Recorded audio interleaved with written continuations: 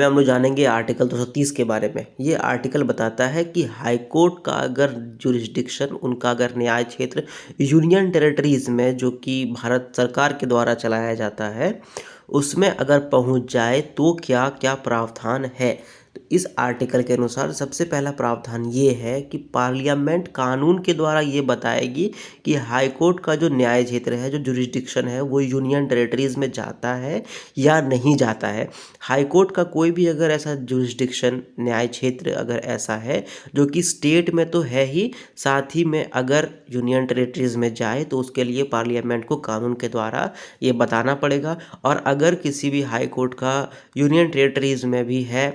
केंद्र शासित प्रदेश में भी न्याय क्षेत्र है, साथ में राज्य में भी उनका न्याय क्षेत्र है, और उनको घटाना है तो संसद घटा भी सकती है। ठीक है, पहला प्रावधान तो ये था। दूसरा प्रावधान ये है कि जिस भी हाई कोर्ट में कोई अगर हाई कोर्ट जिसका न्याय क्षेत्र राज्य में तो आता ही है, साथ ही साथ उसमें न्याय क्षेत्र में भी आता है, जैसे कि कोलकाता हाई कोर्ट का न्याय क्षेत्र वेस्ट बंगाल जो कि एक राज्य है वहाँ पर तो आता ही है, साथ ही साथ अंडमान एंड निकोबार आइलैंड जो कि एक यूनियन टेरिटरीज है उसमें भी आता है। उस सिचुएशन में क्या होगा, तो उस सिचुएशन में सबसे पहला प्रॉब्लम ये है, सबसे पहला प्रावधान ये है कि संविधान जो है वो ये बताती है कि जो लेगिस्लेचर है, मतलब जो राज्य का जो लेगिस्लेचर होगा, वो अगर चाहे तो हाई कोर्ट का जो न्याय क्षेत्र है उसको बढ़ा सकती है या उसको घटा सकती है या उसको उसके न्याय क्षेत्र को बंद कर सकती है, ख़त्म कर सकती है। ये किसके हाथ में है, तो वो लेगिस्लेचर के हाथ में है, जो कि उस पर्टिकुलर राज्य का होगा। लेकिन उसमें साथ ही साथ जब आर्टिकल 227 काम करता है, इसका मतलब आर्टिकल 227 में क्या बताया जाता है कि जो हाई कोर्ट है उसके अंतर्गत जितना भी सब ऑर्डिनेट कोर्ट्स होगा, जैसे कि क्रिमिनल कोर्ट या फिर डिस्ट्रिक्ट कोर्ट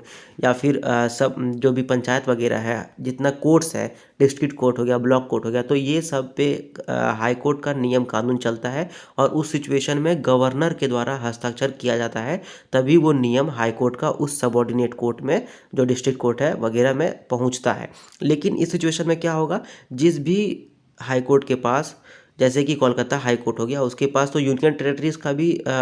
जुरिस्डिक्शन है, उस सिचुएशन में जो साइन होगा वो गवर्नर का नहीं होकर के प्रेसिडेंट का साइन हो जाएगा। क्यों प्रेसिडेंट का साइन होगा, क्योंकि यहाँ पर सवाल यूनियन टेरिटरी का भी आ रहा है, और यूनियन टेरिटरी किसके हाथ में आता है, डायरेक्ट सेंट्रल गवर्नमेंट के हाथ में आता है। इसलिए अगर कोई भी चेंज या कोई भी अगर नियम कानून बनाया जाएगा हाई कोर्ट के द्वारा, और हाई कोर्ट का जो न्याय क्षेत्र है वो स्टेट में तो है ही, साथ ही साथ यूनियन टेरिटरीज में भी है, तो उस यूनियन टेरिटरी के लिए